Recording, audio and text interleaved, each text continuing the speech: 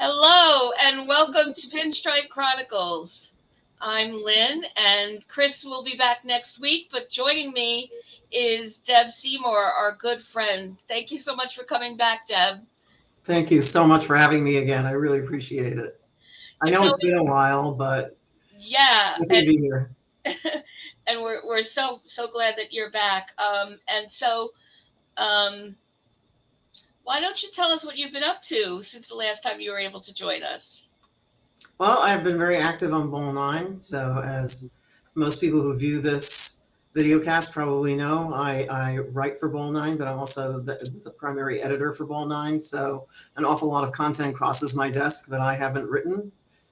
Chris Vitale is our editor-in-chief, and he's the founder of the site, of the Bowl 9 website, but we have a number of writers who write for us weekly, and most of their content is edited either by Chris or myself, primarily by myself. So that's been taking quite a bit of my time. And just this past week, I started writing for a New York Rangers. It's hockey. It's not baseball. A hockey website, Forever Blue Shirts, which is a large website with a large audience, and it's hectic now because the hockey season is in preseason and everything is going gangbusters. So there's an awful lot of work there to be done as well. Well, you bring so much to every time you join us and your knowledge. Anyone that isn't following Deb on Twitter yet, what are you waiting for? Thank you. It's at Deb Seymour, correct? Yeah, Just it's Deb Seymour 51. Yeah. 51 at Deb Seymour 51. All I have to do is do at D and you pop up these days. So thank you Right. for your full Thank you. handle. And hey, good morning, everyone in the chat. Hey, Lori, Jonathan, FJ, Dev, and Elliot, what's going on? So we'll start things off like we always do with the trivia question of the week. And I want to mention up front that this week we have two.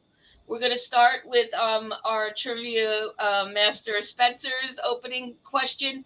And at the end, we have a special treat from our friend Joe, who is a real friend of ours and of the show. So let me just put up the one for you to look at now.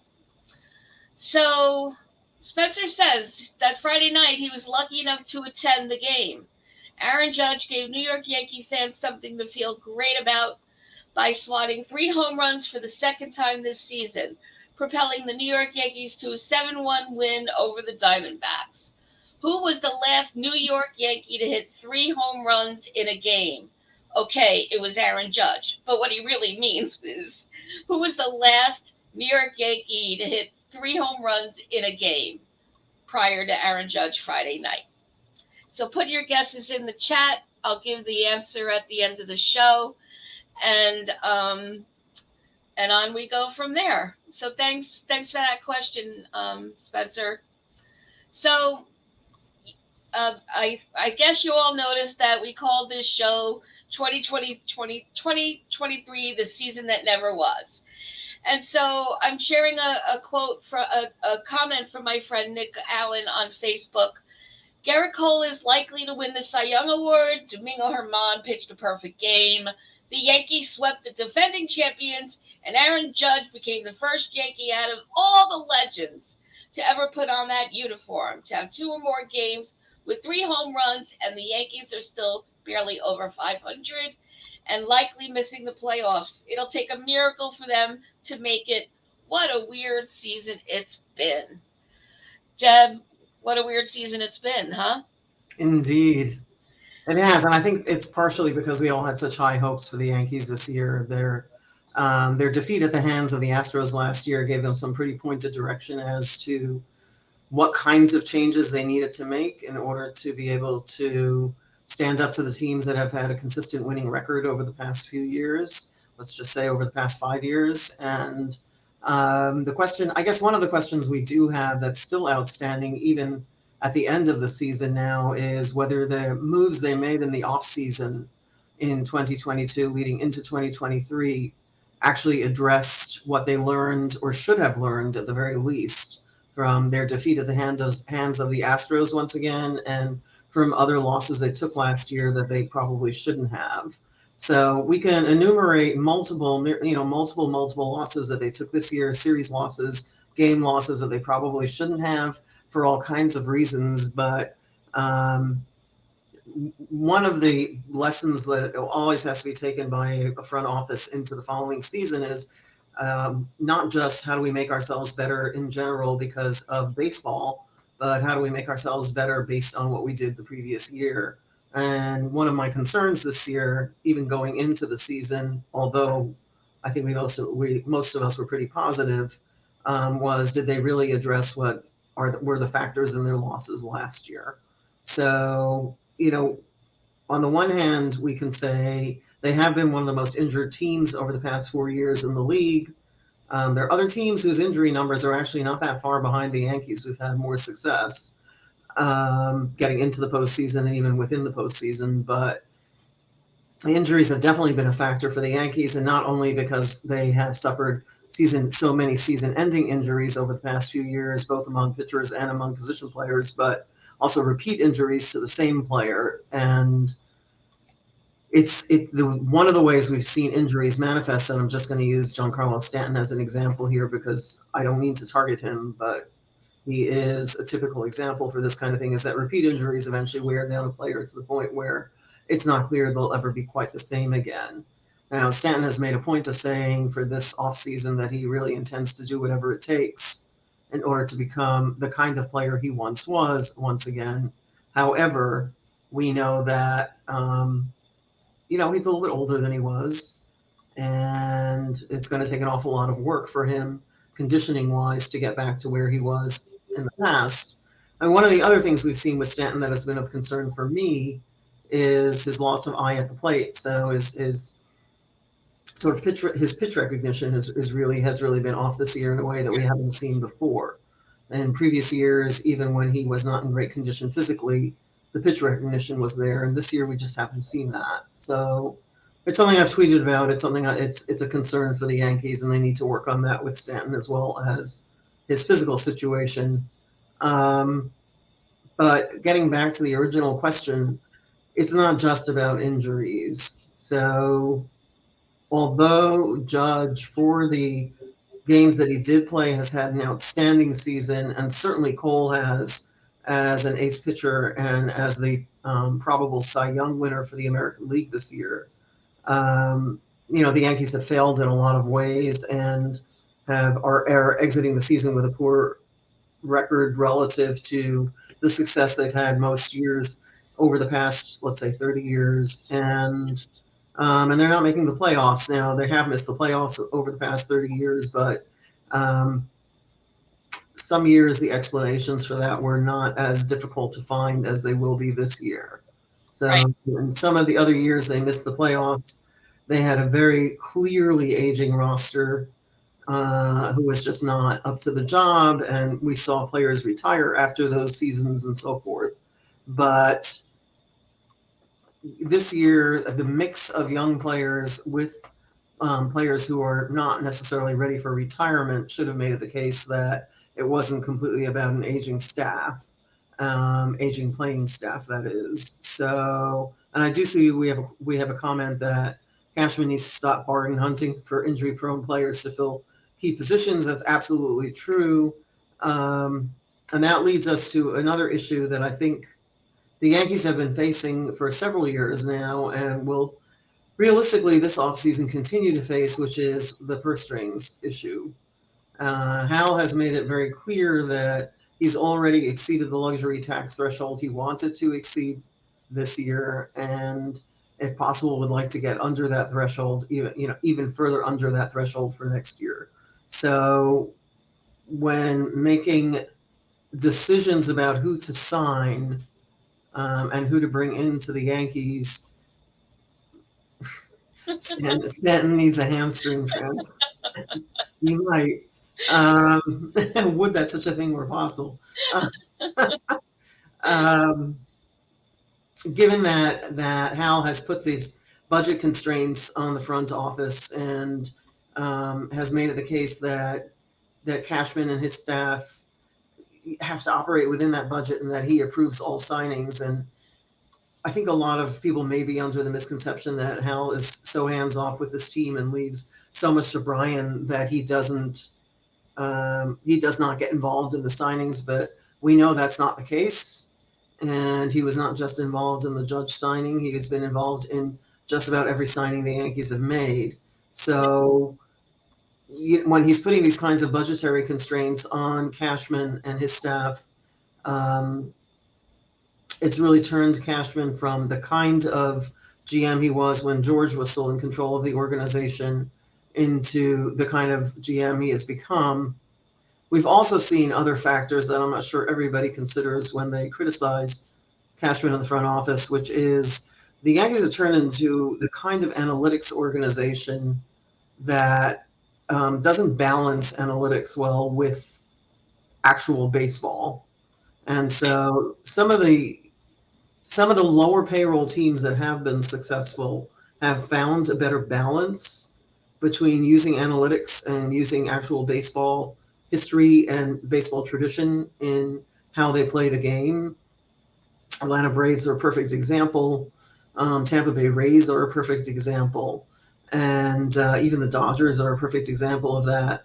So one of the things I think the Yankees need to really take a step back and look at is how they're using analytics in the organization, and if they're overdoing it in ways that are impacting their play on the field more directly than they have been willing to acknowledge till now. I do think that that's a factor.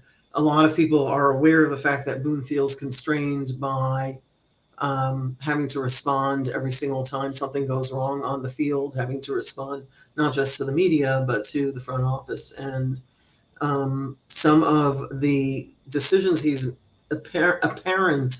decisions that he's made for which he's been criticized are actually not his decisions. They are driven by the analytics that the front office has engaged in, or driven by the analytics department, and Boone has been told this is how you manage the game. Right. So there are a lot of threads to, I think, what went wrong for the Yankees this year. Injuries, misuse, or I wouldn't say misuse of analytics, but overuse of analytics in perhaps some of the wrong ways. Counting on players who they expected to have bounce back years, like Josh Donaldson and Aaron Hicks, who unfortunately disappointed everyone. I think that was a mistake, counting on those two players to have bounce back years. That was a big offseason mistake that was made. Partly, I think it was a mistake that was made, but honestly, although they said to the media they expected those two players to have bounce back years, I do think some of it was just how much they were saying or what they were actually saying, and some of it was Hal was just not willing to cut those players loose before they had a chance to prove themselves this year because, as you know, the Yankees are still paying their salaries. So even though Hicks and Donaldson are gone, their salaries are still being paid by the Yankees until their contracts are up. And Hal being Hal, I'm not sure he would have agreed to cutting them loose before the season. The one mistake I do think was made, and perhaps the Yankees did shop both of those players. We don't know. We can't know for a fact, but one mistake I think that was made is they should have tried harder to trade both those players in the offseason and replace them. And instead of doing that, or perhaps they did and they had no takers, I don't know. I do have the inside track a little, but not that much. So even if they had taken some bad trades in return, that might have been more worth their while than trying to put two players on the field who had such a string of lack of success for the Yankees the previous year. And there's always the human being factor. As much as somebody like Donaldson says he shuts out all the boos, that's something he says, but we always have to wonder with every player to what extent they're able to shut that noise out and to what extent they're not. Yeah. And I do think it got to him to some extent, even though he comes across as a really proud, arrogant kind of player. You know, obviously since he's gone to the Brewers, he's been more successful for them. He's still defensively lovely for the Brewers, but he was defensively quite good for the Yankees as well. But he's been hitting better. We know that Hicks had a stint of hitting better for the Orioles than he did for the Yankees. Some of it, I think, may just be that the pressure valve was released for those two players. That's right. The pressure of having to perform at a level where they didn't get any more boos, they didn't get any more bad press, and they performed up to the standards that the Yankees have set for the past, 100 years since they were the Highlanders. So, there are so many factors to take into account as to why this year was unsuccessful. I don't think one specific thing I would say is I don't think clubhouse chemistry was the problem. No. So anybody who has said that, we know in the case of the Padres, for example, clubhouse chemistry, I mean, that's all over the media by now. There's only so long you can hide that. We know in the case of the Padres, who've been an abject failure this year, clubhouse toxicity has been a huge factor. And we don't know how much of that impacted their game on the field, but we have to assume it impacted their game at least to some extent. I don't think that was the case with the Yankees. Tommy Pham came out this week and said that in the case of the Mets, who also were an abject failure this year, despite Cohen having spent many more millions of dollars than Hal Steinbrenner did. Tommy Pham, who was traded to the Diamondbacks by the Mets, came out and said he's never seen a set of position players who work as less hardest or don't work as hard as the group in the Mets clubhouse. And again, it could be sour grapes from a player who's been traded from team to team. Pham has a history of playing for multiple teams, and so there could be some sour grapes there about having been traded yet again. But in the case of the Mets, Showalter is a really tough manager, but maybe he just could not get that group this year to live up to the standards that he likes to set. Yeah. But I don't think any of that was the case with the Yankees. I think the Yankees were hamstrung by some of the factors we've already mentioned. And I think Boone has been hamstrung by some of the factors we've already mentioned. Do I think he should stay or go as the manager? Ultimately, I think he's a cog in a wheel. And if they do let him go, they'll replace him with somebody quite similar. I do think the problem with the Yankees this year rests higher than Boone's head. It's a level or two up. And how much of the heat for that Brian Cashman should take? Some. No question. He put a bad roster on the field. There's no question. But some of it has to do with ownership, and some of it has to do with whoever it was that decided that organization is going to go analytics first and traditional baseball second. So it's complicated. I think it's not a simple, there was the Fire Cashman night this week at Yankee Stadium. And it was not a success because of what Aaron Judge managed to do that night in terms of his performance, as we've already mentioned. However, I think a lot of the Fire Cashman notions don't necessarily take into account the way he's forced to sign contracts, the kinds of contracts he's forced to give. For example, and I'll just say this and then I'll turn this back to you, Lynn, because I feel like I'm starting to ramble perhaps a little bit.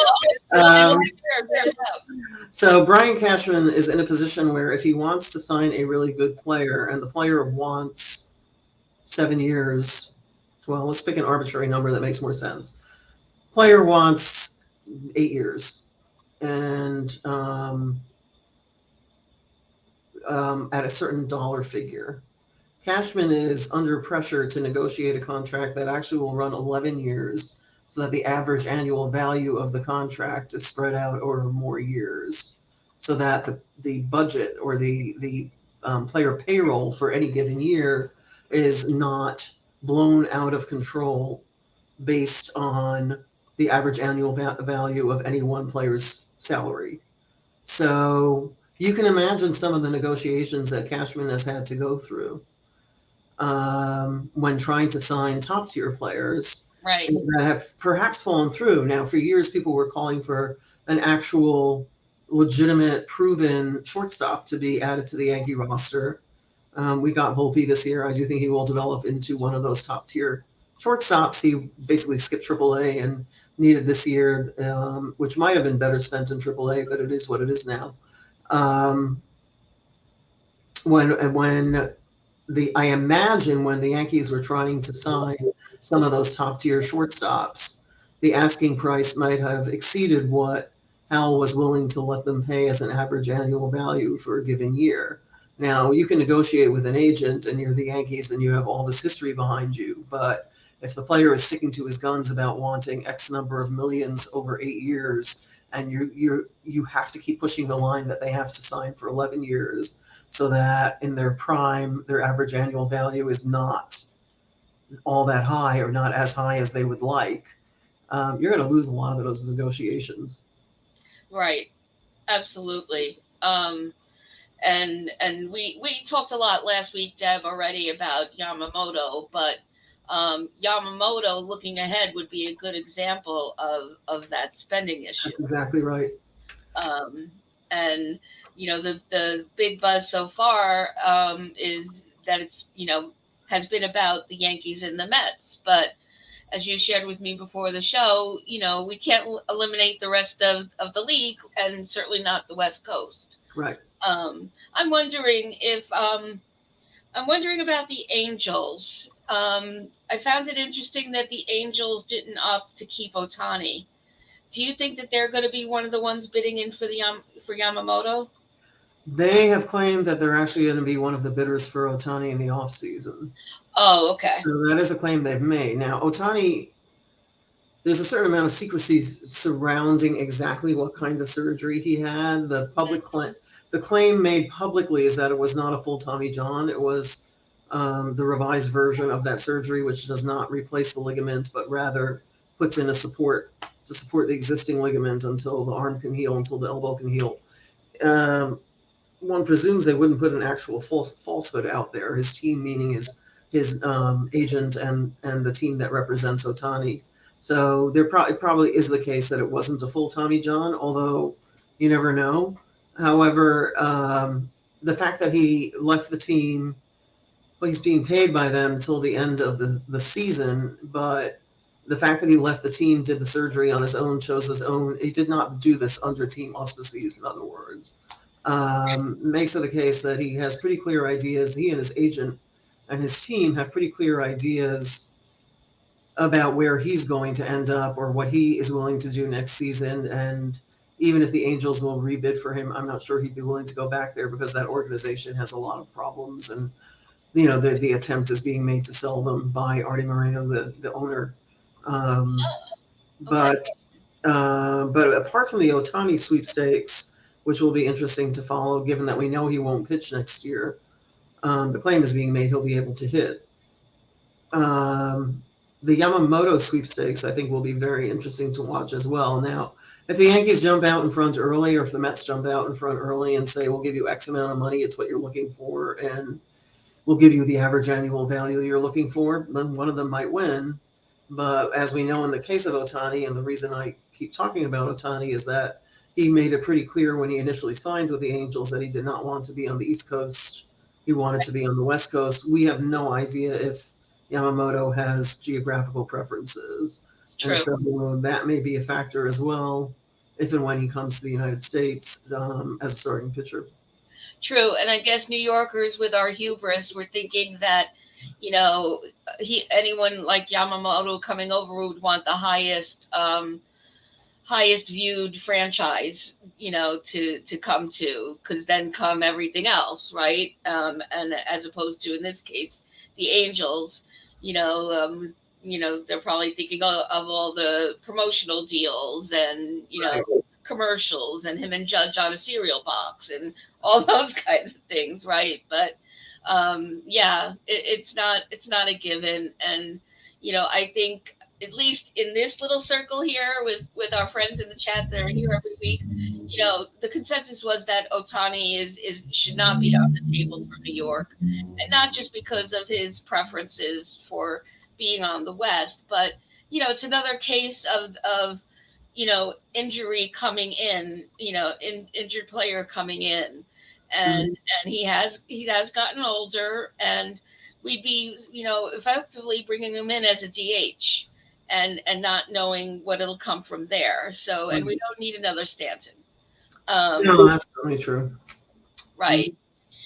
And so the other thing about impact that I just wanted to throw out there is seeing a lot in the press and on Twitter about that. No one's really mentioning player performance as a factor, other than some of the players themselves that are taking accountability. Right. So just asking the chat, on its face, it does seem to be true that the players we rely on, absent of the IL, just weren't what they were expected to be, what their record shows. So, what's the tail wagging the dog here? Do you think the player performance was so poor this year because of everything else that we just discussed getting in their heads? Because truthfully, Cole shouldn't be worried about the Cy Young. Certainly, as of a while ago. But it's the runs that didn't get up behind him, game after game after game. So where did player performance factor in, if anything, and where we're leaving this season at?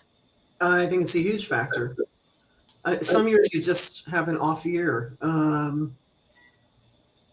Astros this year were supposed to be a powerhouse team once again, and their fans are starting to worry they aren't even going to make the playoffs either. So, if they don't end the season as a division leader in the West, and they're fighting, within the wild card race with Seattle and other teams, and the Rangers, they may not even end the season as the best team in Texas is concerned, right? Sometimes you just don't have the kind of year you were anticipating as a team, and players. I'm not a big believer in momentum, and I've written about this before. Players are in almost any sport, are pretty good at flushing what happened the day before and moving on the next day to starting fresh, starting over, and, just facing a new day and a new game. It's certainly what Judge said after every game to the press.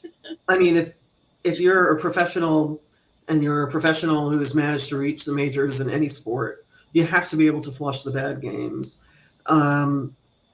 And so I'm not a big believer in momentum, and I've actually done some research on it, and studies show actually the only major league in this country in which momentum has looked like it's a factor is the NBA. So, I do believe in getting hot and getting not and all of that, and some teams get hot at the right moments in the playoffs, and they manage to, defeat what looks like the bigger giant team on paper. They managed to beat them in a short series anyway because they got hot at the right moment. However, I do think there is a certain level of momentum at a certain point where if you lose enough games, it does get in your head. And the players may all be professional enough to say to the media and to try to think every single day when they walk in, it's a new day. We have to put everything that happened behind us. But when your trend is losing and you keep losing, and you're not just losing to the teams that are supposed to be your equals or better teams, but you're losing to some teams that should have been gimme wins. Yeah. And, every season, every series this season was like that. It felt that way. I mean, there were a few series that they swept that they should have, with the A's and so forth. But in general, most series it was an open question, and this has been going on since the trade deadline last year. This is since the All-Star break last year. This is not new this year. It started to become a question as to which series they'd win and whom they could beat and when, and could they keep the record that we were expecting them to have. I think at a certain point, if you're even as a professional player, it does get to you. And I just remember years and years ago in the late 90s, when the Angels were expected to be a big player one year in the playoffs, there was an interview with Tim Salmon. For anybody who's watching this who remembers Tim Salmon as a key outfielder for the Angels back in the 90s. He may even have been the team captain. I don't remember. The media asked him, "What's going on with the team right now? Why is this happening? You're collapsing." They went through a total collapse one year in the 90s, and in a year they were expected to be, if not World Series champions, at least to go deep into the playoffs. They went through a total collapse in August and September. They did not make the playoffs that year. And Tim Salmon said, "It's simple. We just stink. We stink right now." And he was just honest with the media at the time. And at the time, there was no Twitter. We read this stuff in the newspapers. And I remember reading a newspaper article and seeing that Salmon boldly said, "We just stink. I don't have a better explanation for you than that." And sometimes a team just has an off year or an off month. And it's just, there's no real good explanation. They lose momentum. They never gained it. The feeling, everything. I do think one of the big factors mentally for the Yankees this year might have been the Judge injury. They do look to him as the captain. There's a reason he was named captain, and not just because he's the best player on the team, but he's also the team leader, and in a quiet way, maybe not as vociferously as some previous captains have been, but in his own quiet way, he is a team leader, and I think the Judge injury may have impacted the entire mentality of the team. Yeah. I certainly think the Rizzo injury did. I mean, this is a guy who was playing to his highest standard in the very beginning of the season until the collision with Tatis Jr. and then went undiagnosed for some inexplicable reason for 2 months. Don't get me started. If you read all the interviews with Rizzo himself, he has said, "There's no way I could have been able to tell because A, I didn't know post-concussion syndrome was a thing, and B, he doesn't perform all those tests on himself. And B, he said every single season you go through runs where, you go through periods where you feel like you just are losing energy and you're just, you wake up in the morning and you feel fuzzy. So he said, there's no way I could have diagnosed it myself. If the Yankee training staff wasn't onto it, I don't know why. The one question I do have is the Yankee organization knows what kind of hitter Rizzo is and why they acquired him in the first place. And somebody, as Rizzo himself said, I didn't just forget how to play this game overnight. Somebody who has that kind of track record, who's been one of the best first basemen in the game, who helped the Cubs to a World Series for the first time in forever, all of a sudden overnight, hitting even worse than Stanton has been. So that should have ignited something somewhere in the organization, that something was wrong and it wasn't just a slump. Yeah. Even if it had lasted only a week, it should have ignited something. That it went on for weeks and weeks until Rizzo finally went to Boone and the training staff and said, I don't know, I feel fuzzy. And then they played him a few more games till they did anything about it anyway. That to me was just malpractice. Do I think that now externally, none of the Yankees, they all go through media training. None of them are going to say what happened to Judge. What happened to Judge impacted all of us psychologically for this season. What happened to Rizzo impacted us psychologically. But you got to figure there's some factor like that going on too. It's not necessarily just the injuries themselves, but player performance is impacted by what goes on around them. 100%. They're human beings. They're not robots. That's right. And everyone's agreeing. The season ended when Judge ran through the wall.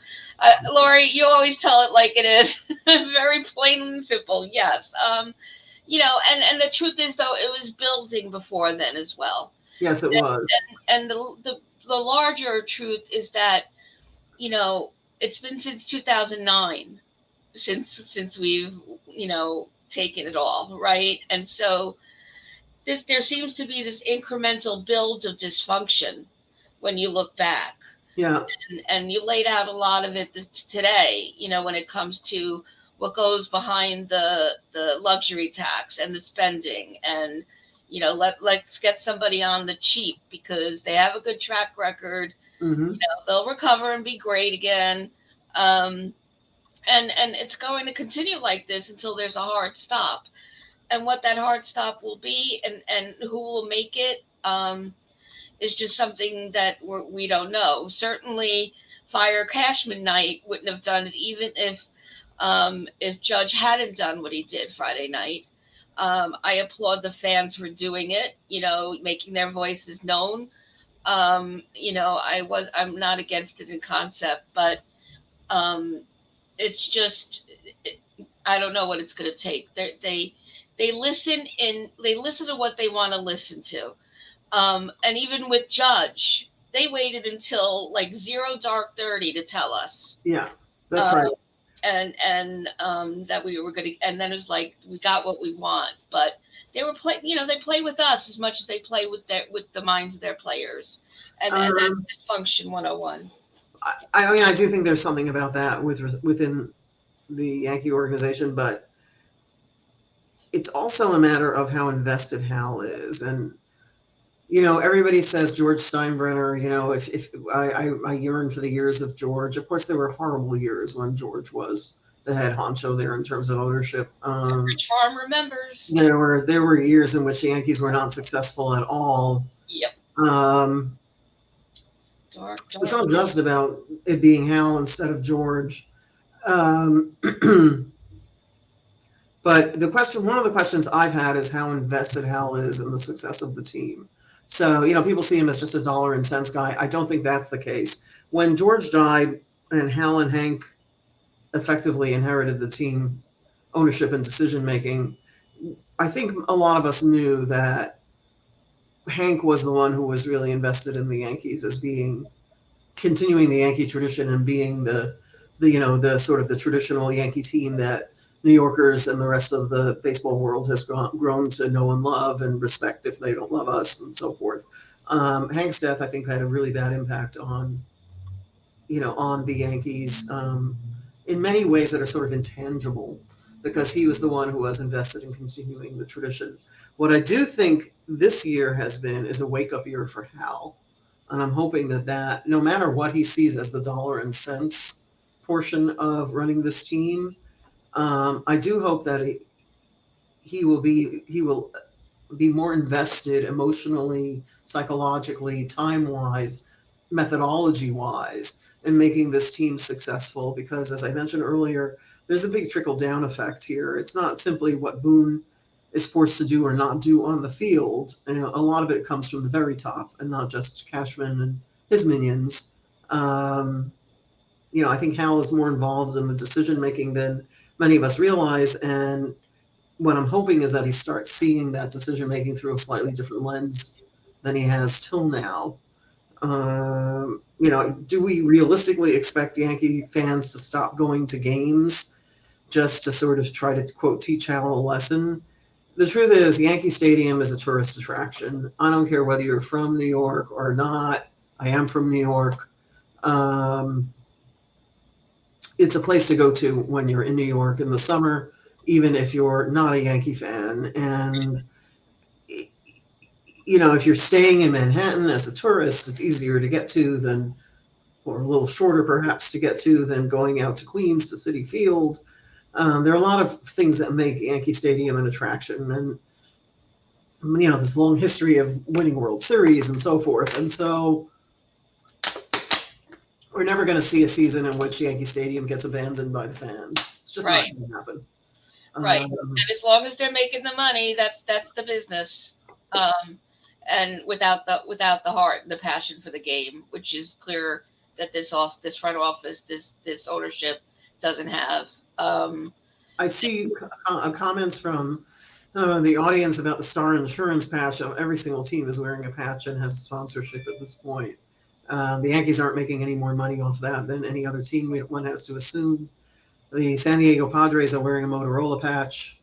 They're a terrible team. So, and they spent an awful lot of money on salary this year. So that's not the difference maker. Right. It's just not. They'll just raise the chicken bucket prices and create new burgers and make that money that way, because we're still voting with our feet and putting money in their pocket. I guess what I'm trying to say is I think that's a very small part of it. Right. People are not going to abandon the stadium, and people are not going to stop buying the merchandise, Well, and a lot of the money is made on TV deals, and mhm, whether it's streaming or actual television, cable TV or whatever, a lot of every single team's income is based on what their availability is to audiences and how they make that availability, how they contract that availability out. right. So, it's going to take a lot more than what has happened to the Yankees over the past year and a half to make them not primetime viewership material and to make that money not go into Hal's pocket. So, it's not just about people abandoning the stadium or not buying the merch, which is not going to happen anyway, realistically. Right. It's really more about, can they still get big TV deals, and they'd have to collapse for 10 years for them to stop getting TV deals. Let's face it. And that's just not going to happen. I mean, the Mets get TV deals. How long has it been since they've been really good? Right.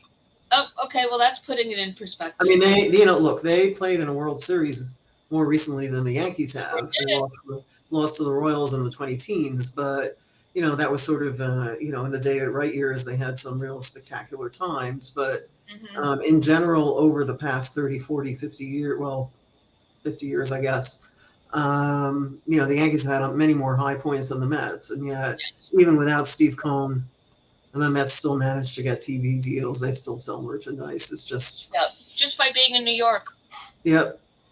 And by having a fan base that doesn't necessarily pay attention to Twitter and doesn't necessarily pay attention to podcasts and just likes to go to games. Right. And they're just loyal no matter what. They didn't have the culture that the Yankees have, or win or nothing. That's right. I think, there's a lot of accusations on Twitter about fake fan, and I'll just state my opinion openly here. If you wear a name on the back of your jersey, I don't consider you a fake fan. Wear what you want. That is just such hogwash. If you want to wear a 7 jersey with Mantle on the back, that's fine. I don't really care. Who's a fake fan? Who's a real fan? The fake fans are the ones who abandon the team because they've had a bad year or two. To me, that's a fake fan. Right. It's not somebody who has Mantle on the back of their jersey. Right. Exactly. I'm 100% behind you on that, and it's getting to be too much. And you know what? I'm sure that there are middle schoolers that are on Twitter, but these are adults tweeting these things, and get out of middle school, and and just let people be the fan the way they want to be. So I'm with you there. So let me just give you the answer to the trivia question of the week, everybody. You had some answers in the chat, like Higgy. A couple of people guessed A-Rod.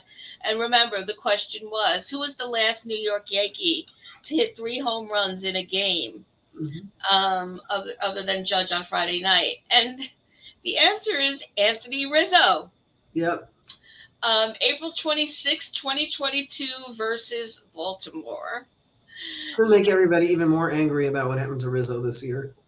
Yep. Yeah, really. Thanks for gaslighting, Spencer. But it's also kind of it's synchronicity, isn't it? Like, Judge and Rizzo. Best buds, dogs are best friends forever. And Rizzo was the one that did it just before Judge.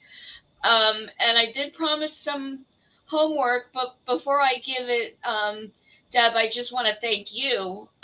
You gave so much helpful context and information, to us, and it helped us think through some of the things that are mulling around in our own minds. And it kind of leaves us now with knowing that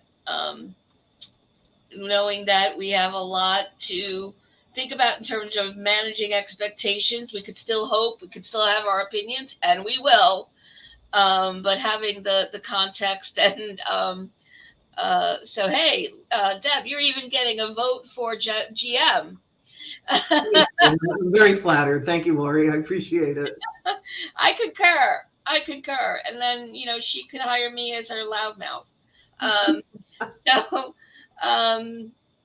and just so much appreciate. Don't forget to follow her Deb Seymour on Twitter X, Deb Seymour 51, and ball9.com. Her articles are, so informative and full of insight. You really need to follow Deb for the knowledge, and just always such a great partner for Pinstripe Chronicles and for Chris and Maine. We really appreciate you, Deb. Well, thank you so much. I really appreciate it as well. Thank you, Lynn. Thank you. And so our friend Joe at Katie at 7 Trivia gave us some homework to do. I'm going to put it up on the screen, and I am going to share the answer, or I'll ask Joe to share the answer on Twitter, and I'll share it on Facebook as well for those of you that are sharing us, seeing us from there. So here it is. So the Yankees lost the 1960 World Series against the Pirates 4-3. Whitey Ford pitched 2 of the 3 winning games. Who pitched the third? So that's for you to think about. Don't tell me the dog ate your homework. This is your homework. It's an open book test, but that doesn't mean to Google or phone a friend.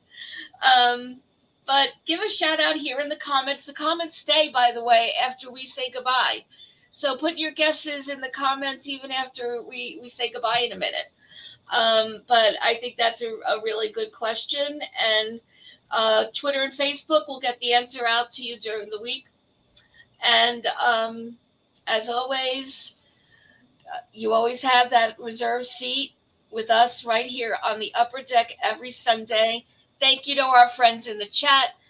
And why not? Go Yankees! Absolutely.